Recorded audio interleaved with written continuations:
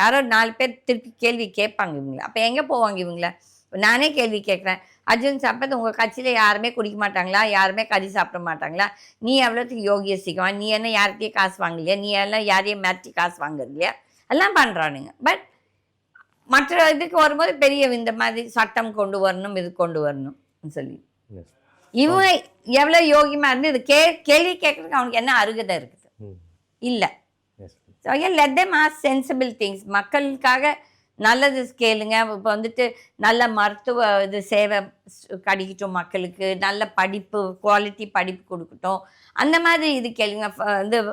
என்ன விவசாயிகளுக்கு லோன் கரெக்டாக டைமுக்கு கிடைக்கட்டும், அவங்களுக்கு வேண்டிய உதவிகள், இன்சூரன்ஸு, இந்த தண்ணி பற்றாக்குறை இருக்குது அவங்களுக்கு விவசாயம் பண்ணும்போது, இந்த இதெல்லாம் பேசலாம்ல. அதை பற்றி யாரும் பேச மாட்டாங்க. இதெல்லாம் மக்களும் மாறணும்.